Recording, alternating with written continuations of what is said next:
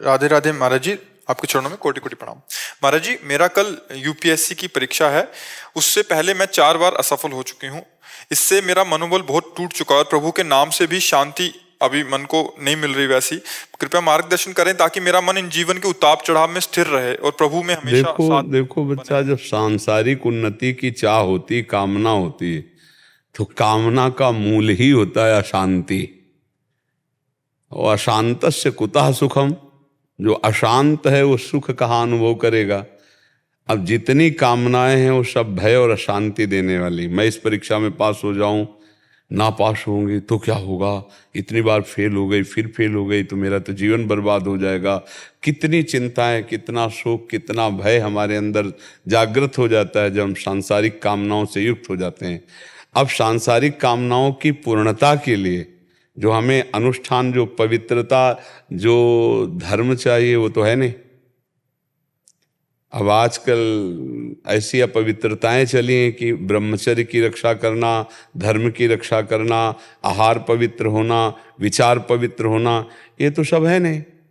अब कामनाओं की पूर्ति करने के लिए जो हमको अनुष्ठान चाहिए, जो पवित्रता चाहिए, जो चरित्र पावन, विचार पावन और भगवद स्मरण, वो है नहीं। तो अशुभ कर्म तो बहुत हुए हैं और अशुभ का नाश करने वाला भागवतिक कर्म है नहीं। तो अब हमारी पढ़ाई होने पर भी, हमारा प्रयास होने पर भी हमारी उन्नति नहीं हो रही है। उसके लिए किसी टोना टुटका, जंतुर मंतुर, कलावा, इनकी जरूरत नहीं है। जरूरत है भगवान का स्मरण करने की, आचरण की पवित्रता की। अगर हमारे आचरण चरित्र पवित्र है और भगवद स्मृति परायण है, कौन सी ऐसी पढ़ाई है जो हमारी स्मृति को गिरा सके। अगर हमारी स्मृति बलवान है तो हर जगह हम निकलते चले जाएंगे। आज हमारा जो नया समुदाय बच्चों का है, स्मृति विहीन हो रहा है। बहुत बुद्धि है, स्मृति नहीं है, विवेक नहीं है, क्योंकि चरित्रहीन हो रहे हैं। चरित्रहीनता की होड़ लगी हुई है, चरित्रहीनता की। एक बच्चा 4-4, 5-5 गर्लफ्रेंड, एक बच्ची 4-4 बच्चों से ब्रेकअप करके नया गर्लफ्रेंड, बॉयफ्रेंड, ये सब क्या है? क्या है? चरित्रहीनता, ब्रह्मचर्यहीनता, चरित्रहीनता, अपवित्र विचार, अपवित्र चिंतन और उन्नति संसार की या पारलौकिक, ये शुभ से होती है।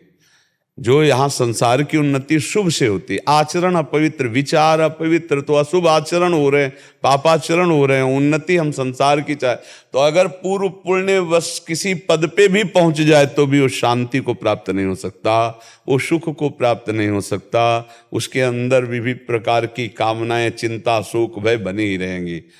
पास होना या न पास होना कोई खास बात नहीं। खास बात है हमारा हृदय शांत हो, धर्म से युक्त हो और कर्तव्य परायणता हमारी पूरी हो।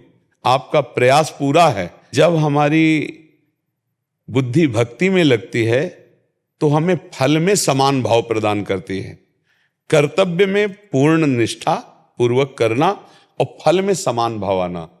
हार जीत में, लाभान में, सुख दुख में। सुख दुखे समय कृत्वा लाभा लाभो जया जयो। फल में समान भाव है तो आप महान हो जाएंगे। कर्तव्य निष्ठा है, फल में समान भाव, तो आप कर्म योगी हैं और कर्म योगी भगवान को प्राप्त होता है, तत्व ज्ञान को प्राप्त होता है। लेकिन कर्म हो रहे हैं, योग नहीं हो रहा है। चरित्रहीनता, विचारों में अपवित्रता, भगवान नाम जप ना होना, मंत्रानुष्ठान बल ना होना, तो उन्नति किसके बल से चाहा जाता है? जैसे देखा जाता है कोई पापी आदमी बहुत लौकिक उन्नति को प्राप्त हो रहा है, ये उसकी सफलता नहीं, ये उसके विनाश का एक लक्षण है।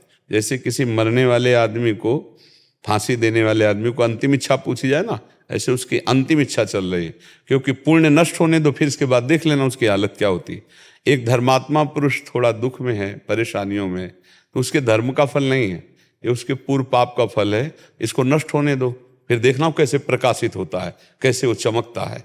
इसलिए हमें चाहिए कि हम कुछ नाम अनुष्ठान करें, चरित्र पावन रखें, विचार पवित्र रखें और परिणाम में समान भाव रखें। अगर परिणाम में समान भाव की ये आपको युक्ति नहीं आई तो बहुत हानि हो जाती है। जैसे बच्चे फेल हो जाते हैं, अब घर के लोग भी डांट लगाए, बाहर के मित्र उनके पास हो गए, अब वो देखकर उपहास करते हैं, तो ऐसे नादान बच्चे फिर अपने शरीर को नष्ट करने की सोच लेते हैं।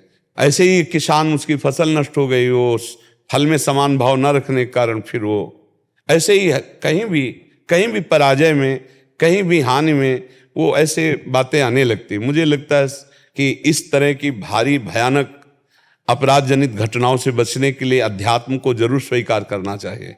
हमें सत्संग सुनना चाहिए। चरित्र बहुत पावन, तभी आपका जीवन पवित्र रहेगा। हम इस बात पर बहुत दुखी होते हैं जो लोग ब्रह्मचर्य का व्यर्थ में नाश करते हैं।